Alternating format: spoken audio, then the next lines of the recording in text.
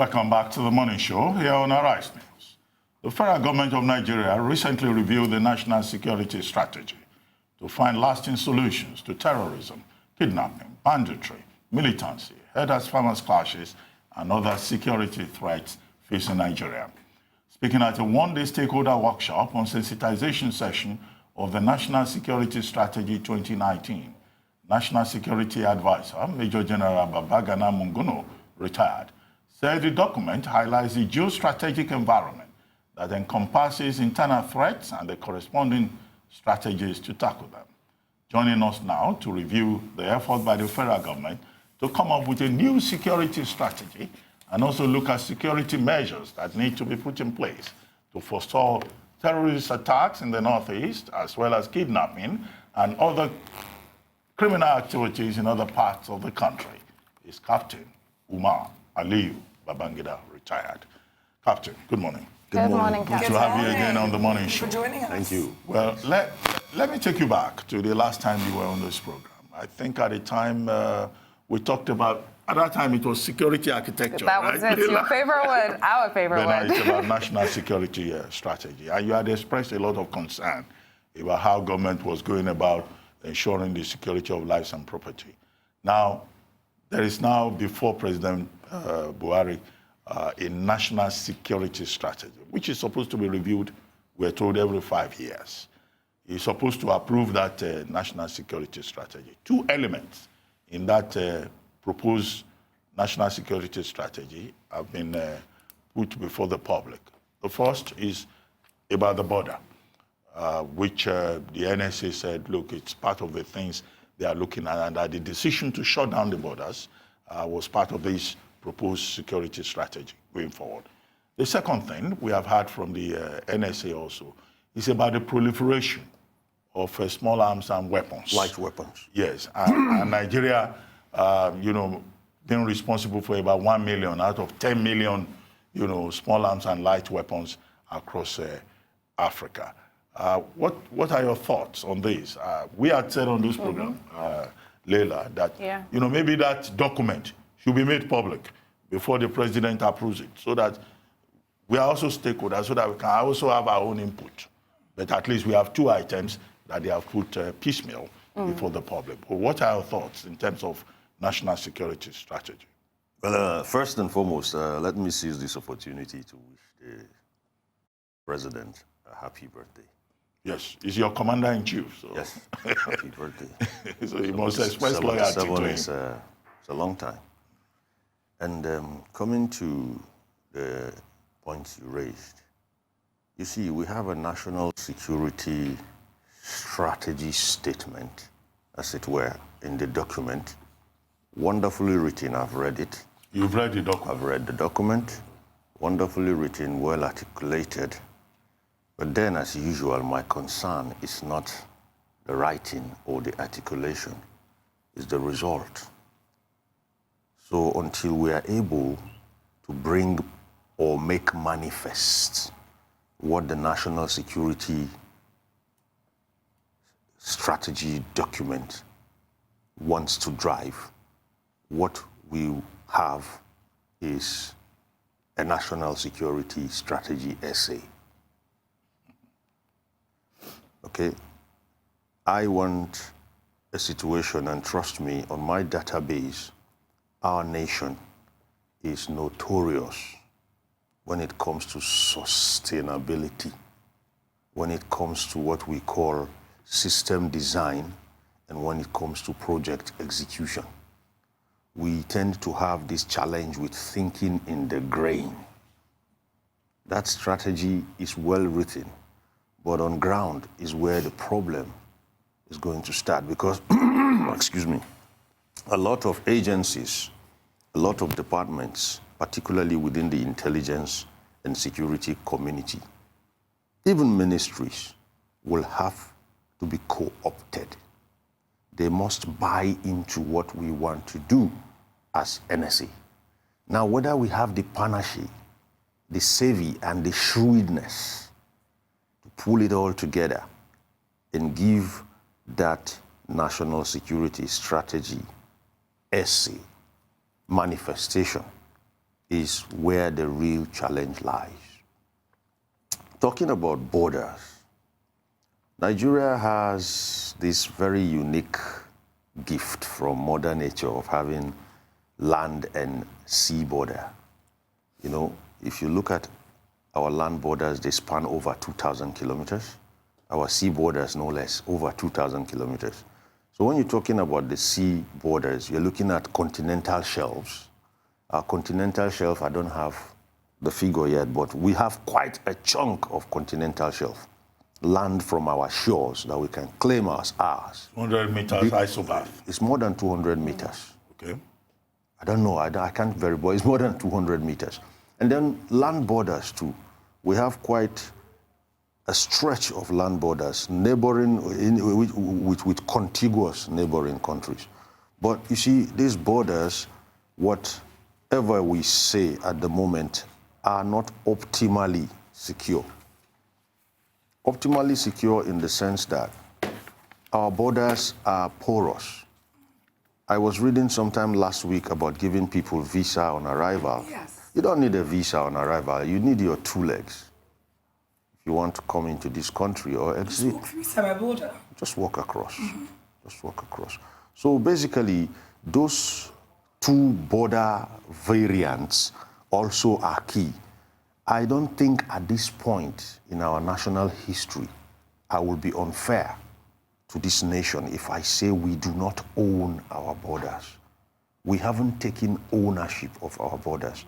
And if you think in the grain about what I've said, the reason why we haven't done that is because we persistently try to do it manually. It can't be done manually. We must own our borders virtually. There is no how our immigration forces, our custom forces, and even our military forces can have that kind of coverage of our borders, even if all the men held hands across the border, but they could maintain an absent presence across our border lines virtually. That's relying on technology. That's where technology weighs in. And we are blessed. We're blessed with zeniths. We're blessed with high points in this country. In my life, I had the privilege of going to Chapel Wadi once. It's a breathtaking thing. It's a very high point in this country, somewhere in Taraba, Adamawa axis. And man, if you put the right equipment there, it can send a radar beam around this country. And if you break it in minutes, we could scramble fighter aircrafts to that spot. So our borders are porous because we are manual when the world has gone virtual. Well, you want to comment on the other point about the proliferation of small and light weapons? Proliferation And maybe you share with us also some other items. Yes, in that document, proliferation because you have read it. The proliferation of small arms. It's not surprising that weapons have proliferated. If you really want to catch my drift on this, I'll recommend a short film for you. That film was put together by Christiana Amanpour. I hope I got her first name correct. Of CNN. Yes. Christian Amanpour, yes. She put it together. It's called Orphans of the Sahara. If you watch Orphans of the Sahara, then you begin to get what I want to call a retrospective of even where the Boko Haram thing got its weapons and strengths from. A certain people were dislodged from Libya. They were soldiers and bodyguards of the late Muammar Gaddafi. And there was another one that was trying to form its own state in Mali, and they were painfully dislodged from that country. So they ended up in the Sahara, no food, no money, but a lot of weapons. What scientists call synthesis happened. They didn't have a home, they didn't have money, but they had weapons. Now, if a man has no home, he has nothing to lose. With the kind of weapons they commanded then, it's either we die or we die. One of the two will happen, but we have to get our place in the scheme of things. So that was how some of these militant groups came up with all their ambitions and the kind of weapons they required. And what did they do? They exploited the disunity between us. Don't forget, we're not the only ones in West Africa, but they came this way. Yes, because terrorism is like business. Nearness to the source of raw material, feasibility studies have to be done. They say, you know what, Nigeria is more like it. They never agree on anything. So let's target them. Yes, let's wade into their differences, exploit it, and get our own space. And that has happened. And we're right next to Cameroon, which is also on the brink of war. Yeah. The Francophone factions and the Anglophones are fighting each other, so it's very easy to permeate. Yeah, but for the threat element I'm talking about, the Boko Haram, Cameroon would not have been a fertile ground to sow their seeds. Because Cameroon is a bit more tolerant religiously than we are. Look at it as a business. Even with the 20% Anglophonies that are scared for their lives currently. Anglo is not a religion. True. You look at it this way: if you had to sell wind cheetahs, will you go and sell it in Borno State at the peak of the hot season? No, you go there during the Harmattan, and everybody will buy. And you know, so those are the aspects of it. I was referring to when I said you have to think in the grain. If you can't think in the grain, then this elaborately drawn, massive picture we call a national security strategy will just end up an essay. And I like the fact that you described it as an essay. This is what I wanted to bring up, because as I looked through that 7-page report or so... Oh, so you've seen it as well? Well... 70 pages. Well, Did you say 7? Sorry, 70-page report. What I wanted to say is that there's not enough focus on the real issue here, which is poverty. And sometimes I wonder how we plan on tackling matters of insecurity if we're not putting poverty as the main focal point of any national security strategy that we're trying to develop here. Really? Are we veering in the right direction towards what the president currently wants of 10 million Nigerians being lifted out of poverty every year with a strategy like this? Or are we simply just going about with words and no proper framework for implementation? What is your take? Permit me to say, it's a bit very ambitious for any government to append a figure to persons and say they want to lift them out of poverty. I don't think you can. It's not magic. It can be done, but not the way we think we can do it. You see, if you really want to... Captain, sorry to interrupt you. We'll take a short break now. When we return, you address this question about poverty and insecurity that Leila has raised. We'll take a short break. We'll be right back.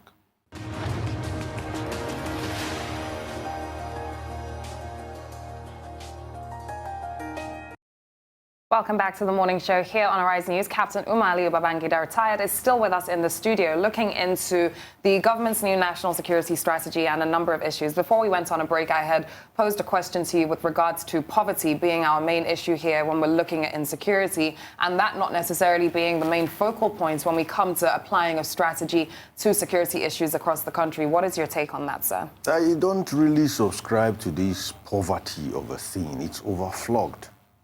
A lot of people don't even begin to understand. It's not about poverty. You see, if you think in the grain, you know that it's about hunger. If you have... No, the Minister of Agriculture says we are not hungry in Nigeria. No, that's true, though. There's no hunger in Nigeria. So what are we? No. That's what you said. The people that live on less than $1 a day, what are they? Excuse me.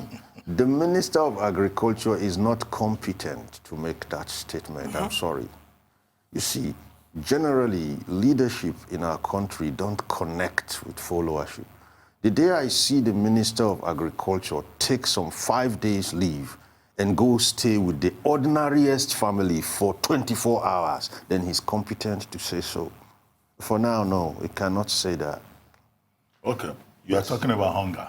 You see, if you look at a diagram that is popularly known as Maslow's hierarchy of needs, you begin to see how the human psyche works. Hunger is at the base level. Hunger is not about money or poverty or unemployment. I'll tell you something. Time was when the Liberian War raged and we were using brand new notes to warm ourselves as for fire. The central bank was overrun. Nigeria had to go there and salvage everything. And you could see all the money was being blown on the floor by the wind. So if you like, bring all the money on earth and give it to poor people, poverty. Give them whatever you will. On an empty stomach, nothing works. You see, I wish I could see a government that will come in tomorrow and say, you know what, food first, let's eat. But we have a homegrown school feeding program. I think the Buhari administration is already thinking about food. You see, it's not about that. Let me give you in the grain what I mean. When I was growing up, we didn't know anything like hunger. Our mothers already had 40 to 50% of what we needed at home planted right behind their kitchen. At a point, my dad was elevated, so we lived, on the first floor of a building, and my mom used paint cans to plant all those basic vegetables. Who does it anymore? You see, where the NSA comes in the grain again for this national security strategy is to access subconscious Nigeria by beginning to ensure that subconsciously certain things that are dead and dusted are brought back. Nigeria can feed itself. Yes. There is enough food to go around. Yes. But people are hungry. There are enough houses to go around. Yes. But people are homeless. I read somewhere that there are like the houses on body loan alone that are empty. The cost value outspans our national budget. So what are you telling me? Then the Minister of Housing tells me there are enough. So how do we fix this? It's great to point out the problems, but how do we fix this? How do we fix it is simple. We need to first and foremost get facts, not data. I see a lot of figures being presented as official.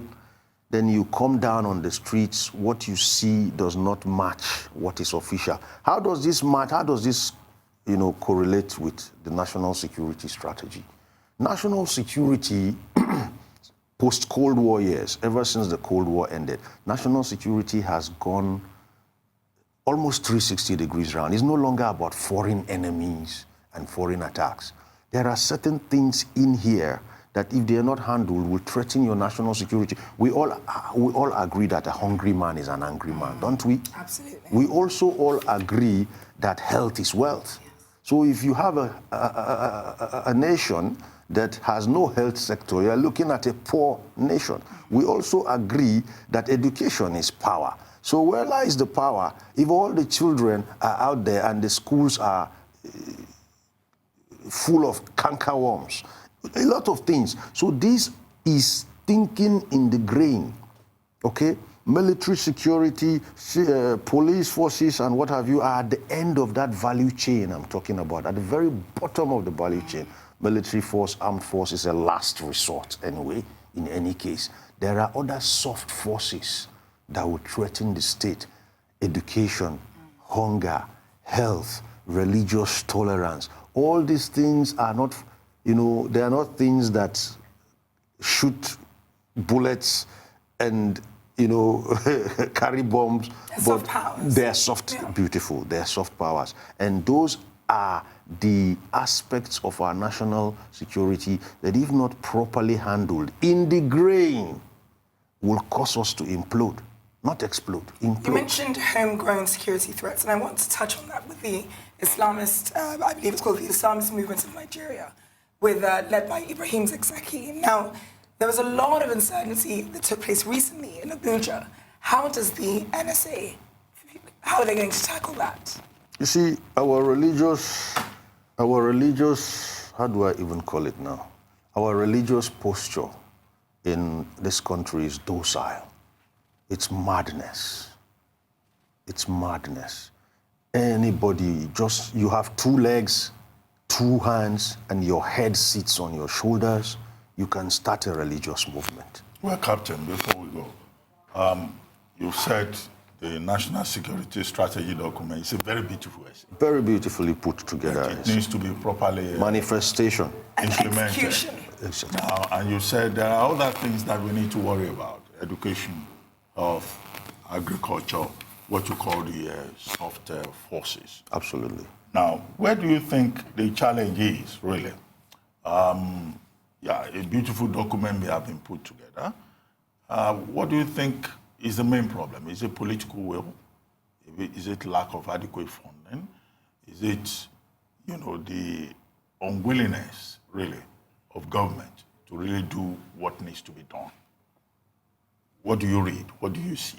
But if you look at Nigeria of today, through my own eyes, you're looking at a state that has outgrown its shoes.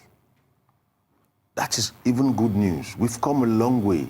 A lot of things about us are no longer the way they used to be.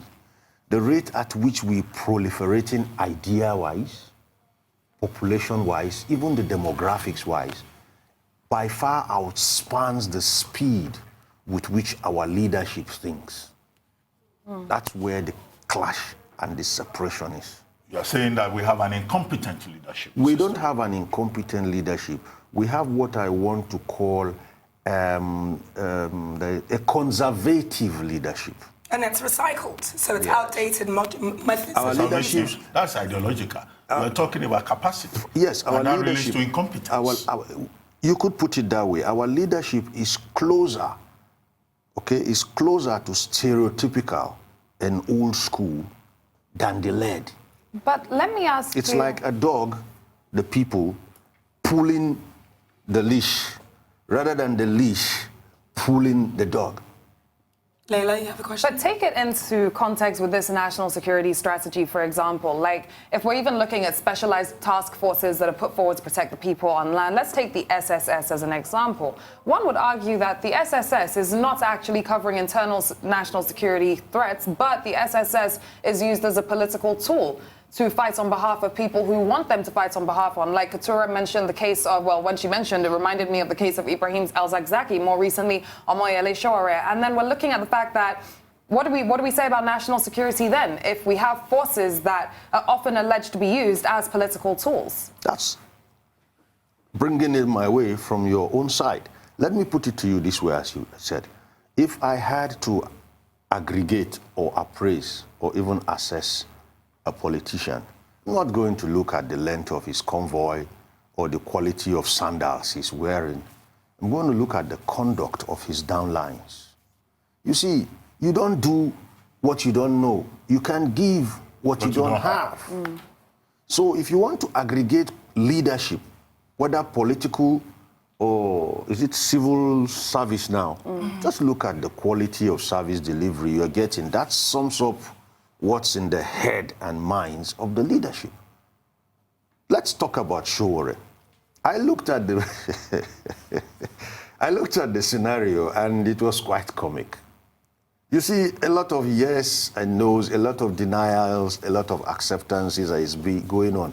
Let's assume. Okay, well, it's unfortunately time for us to go. But thank you so much for joining us. Thank you very much, Captain Umar Aliyu. Thank you, Captain. You're most welcome. Hopefully we'll see you soon.